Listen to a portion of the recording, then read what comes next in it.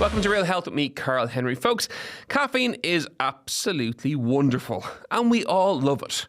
But do we need all of the caffeine that we actually consume? Myself and all the Real Health team are very afraid of this episode because we are joined by registered dietitian and TV expert Sophie Pratt. Sophie, welcome to Real Health. How are you?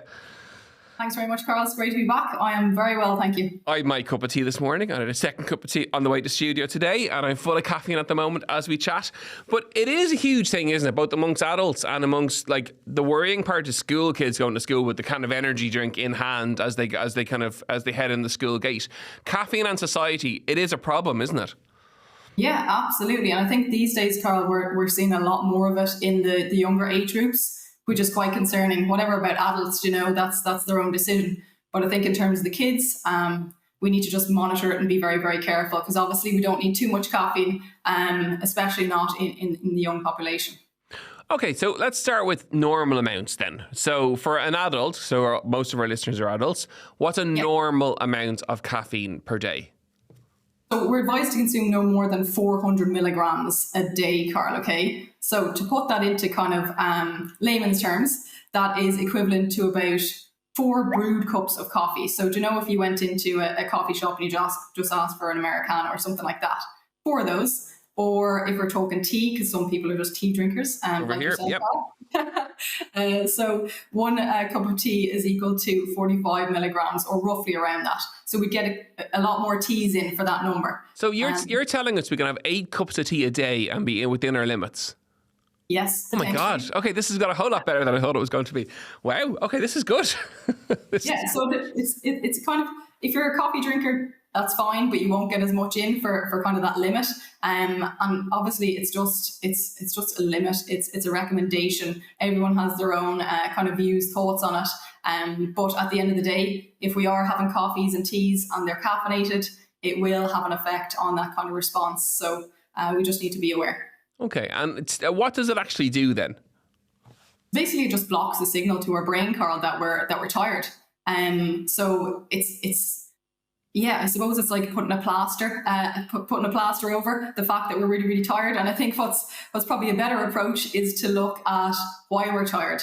Okay. Maybe have a look at our sleep patterns, maybe have a look at kind of just your overall lifestyle, your overall routine. Is there stress going on? Are there other medications that may be contributing to the tiredness? And cortisol has become very trendy in kind of the news in the last, I've seen it all over Instagram now. Anyway, there we go. Does it produce more cortisol or help us to produce more? Yes, exactly. Okay, so it spikes our cortisol levels, which is what we don't want. Okay, so it's similar to stress in that sense. We just need to make sure that we are managing that safely because too much cortisol is not advised. We're getting anxious, we're feeling unwell, we're just not 100%. And if you think about it, in a child, that can cause like sleep irritability, it can cause anxiety, it can cause all these issues that we don't want the children to grow up with. And we've all had that feeling, haven't we, where we've had too much caffeine and you start getting a bit like you're kind of jittery. Yeah, you do. Absolutely you do. And that is literally a physical sign of you've had too much. It's time to lay off the caffeine intake.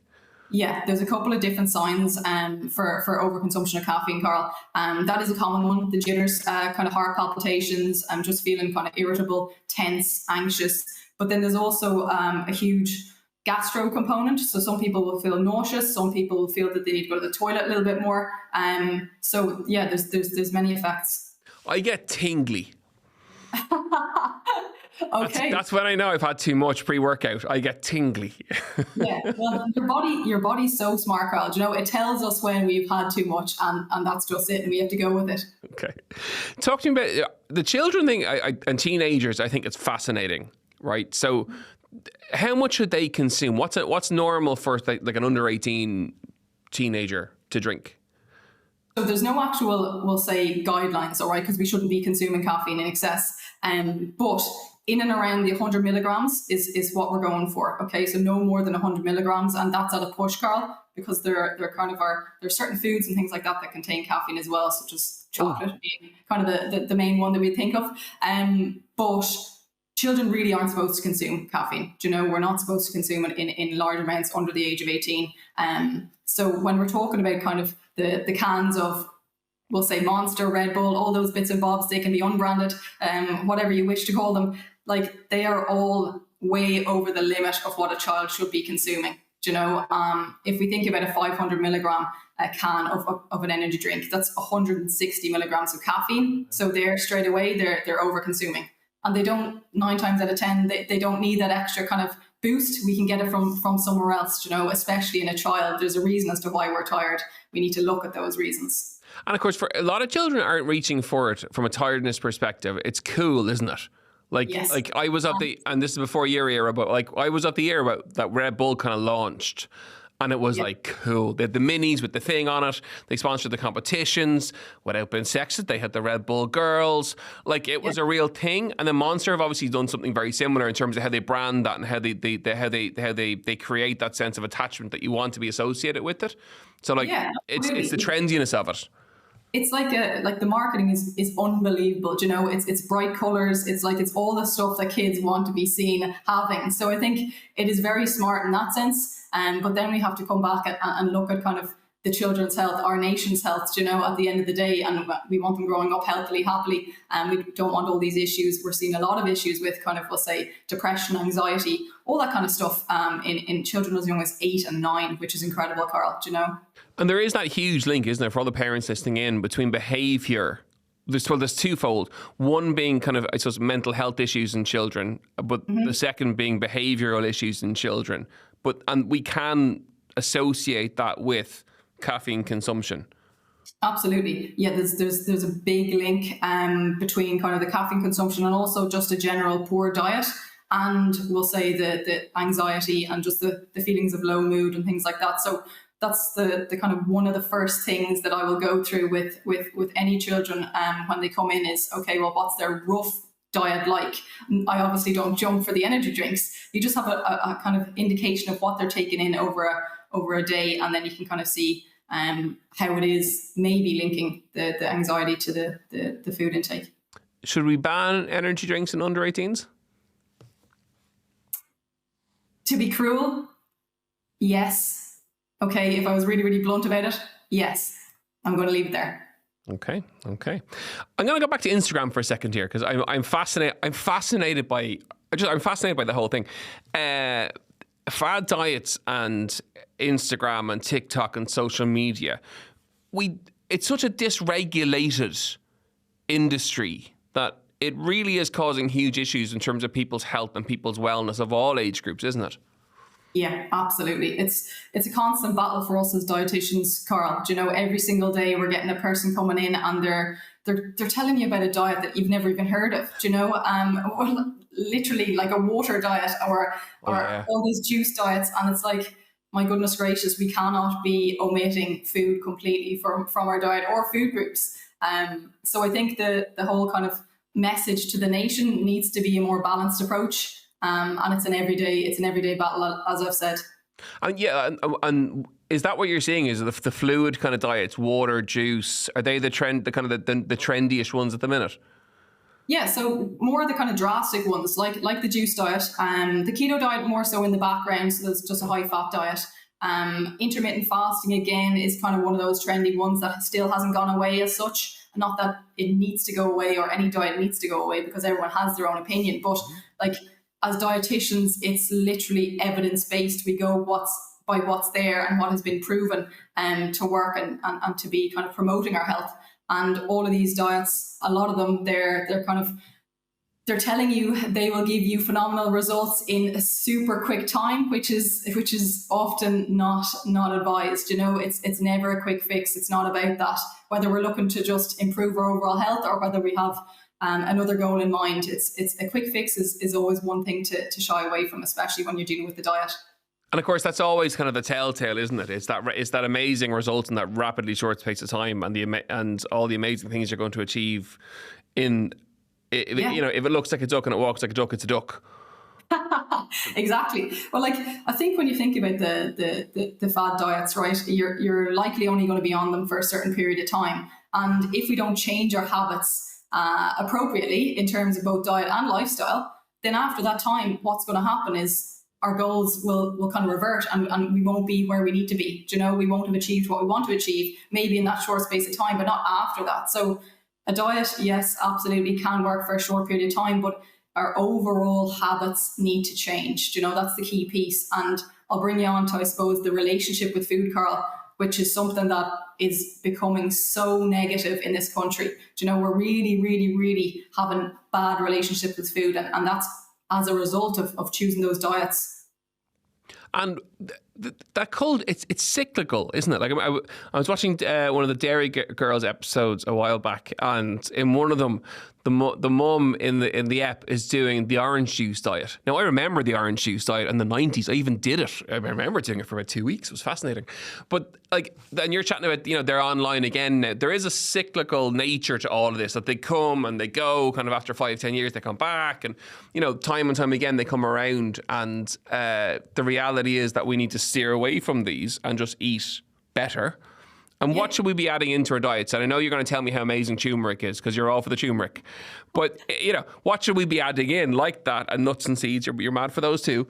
Absolutely. Well, like I've always backed it. I will continue to back it, because that is there. It's safe. It's evidence-based. It's the healthy, balanced diet. Okay, so the checklist, my go-to checklist, every single meal. Do you have a portion of carbohydrates, portion of healthy fats, portion of protein, and then you have your antioxidants or your veggies. So if you stick by that, Karl, you can't go too far wrong, do you know? And chat to me about portions. Are you saying kind of, are we going to the portion plate to recommend portions, or are we going to hand sizes? No, we can do either. I like to use the hand sizes, you know me, because it's relative to the person. Okay, so if you're thinking about having even like a lunch meal or a midday meal, right? You think about your carbohydrates. It's a fist size of carbohydrates. If you go to your protein, it's the palm size, and then the healthy fats is the top of the thumb. So it's just like those key little pointers keeps you on track. It's nothing miraculous, Karl. It's not having to run to the sun and back, you know, it's just basic stuff. And then after that, once we've got those in check, we can sort out the turmeric, the nuts, the seeds, the additions, you know. But I think definitely, and it continues to be an issue, is that we're aiming far too high, far too soon, and then we're feeling like we're failing and we're giving in. And it's that sense of failure that really drives people into the cycle, isn't it, of fad diets, quick fixes. They go for one, they fail. They go for another, they fail.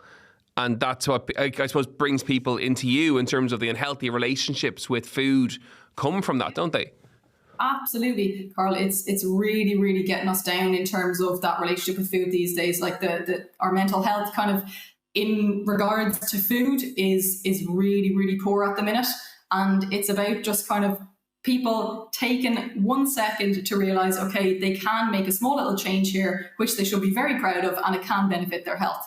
If they go for a chocolate bar one day, or if they have a takeaway one day, it is not the end of the world. We do not need to say, all right, pack it in, I'm going to have 17 chocolate bars. Do you know, it's just be kind to yourself within reason. And then once you follow the basics of a healthy, balanced diet, you'll be fine. Chat to me then about medication for weight loss. So Ozempic, and there's more coming down the tracks quite rapidly by the sounds of it. What's your take on them as a dietitian?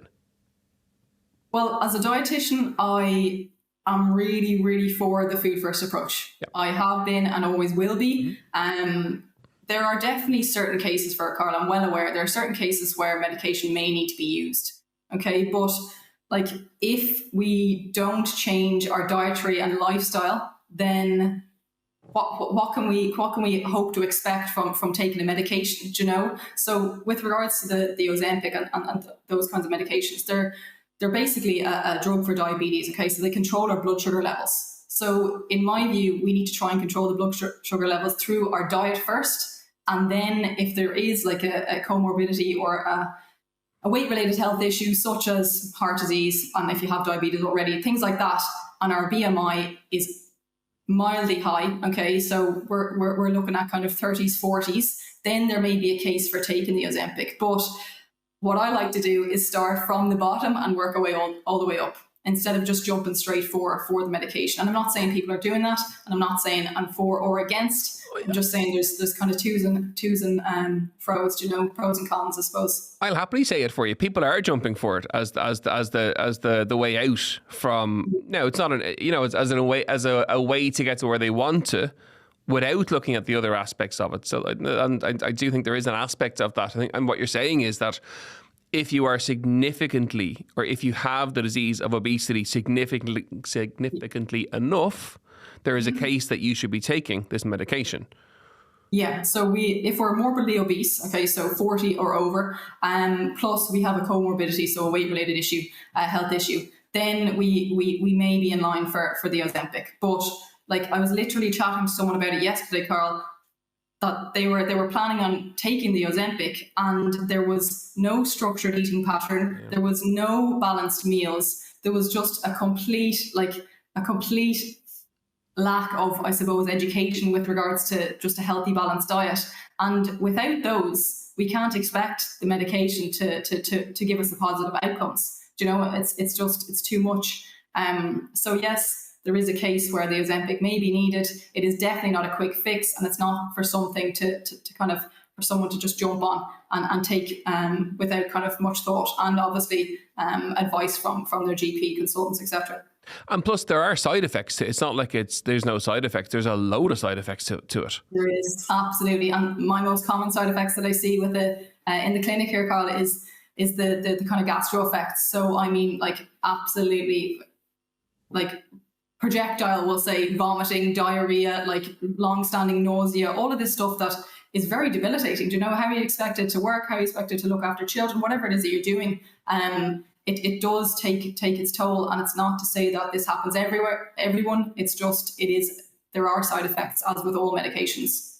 Okay, so if you are going to take it, you take it as a prescription in conjunction with your GP or maybe with your dietitian, but it's a team approach, and you're also looking at the root causes that led to having overweight or having obesity, i.e. your food choices, your food knowledge, your movement choices.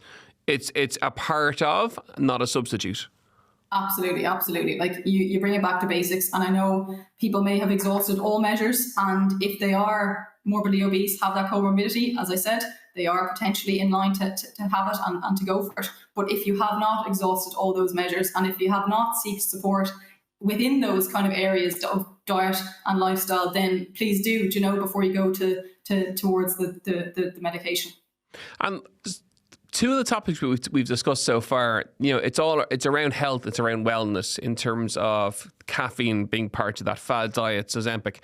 That brings us into kind of fertility then also, and fertility and food and the links between the two. Tell us a little bit about that. Yeah, so it's one of the things, Karl, that I suppose what I see anyway is that not many people think of altering their diet if they're having issues fertility-wise, So it's brilliant for me to be able to kind of educate and advise someone who is struggling, be it to get pregnant, egg freezing, whatever it is that they want to achieve. It's something that's a massive part of people's lives, and if we can help through the diet, I think it's very, very beneficial. So in terms of kind of fertility, health and diet, there's a couple of key nutrients, Karl, and I won't bore you, but it's important to note.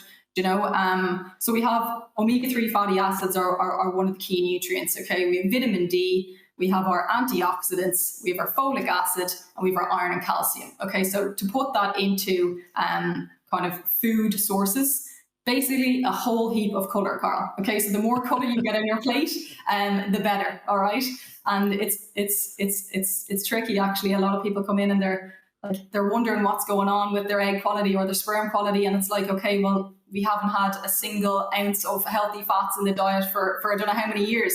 So yeah, it's just an eye opener, Karl. But I think it's really, really beneficial, and the outcomes are actually are quite positive, which is nice to see. And healthy fats, you're saying nuts, seeds, fish, oily fish, that kind of stuff. That's exactly it. And like, immediately, I think the perception of healthy fats is oily fish. Mm-hmm. We do have the nuts, the seeds, the olive oil, the olives, the avocados. There are other sources. And it's one of those things where it's like going back to that checklist. It is important. We can't just have carbohydrates, protein, and then forget about the healthy fat aspect. Again, coming back to, I suppose, the way the nation kind of views fat, Karl, it might be a little bit distorted. So when I say healthy fat, it is there, it is needed by the body as an insulator for our organs, amongst many other functions, brain, heart health. So it's important to include not just in fertility health, but overall. And of course, fertility and weight then are linked too, aren't they? Yeah, majorly. So being both underweight and overweight can reduce the risk of kind of positive outcomes in the area of fertility, Karl. So that's what I would see mostly in the clinic would be high BMIs. We're trying to just reduce the BMIs, but when we're trying to reduce the BMI, we're being cautious of the nutrient quality of the diet. Some people will say, but Sophie, I can just okay, right, we don't have a single bit of fibre, we've no micronutrients, we've nothing there, we need to do more. So yeah, I think focusing on the quality of what we eat is really important as well.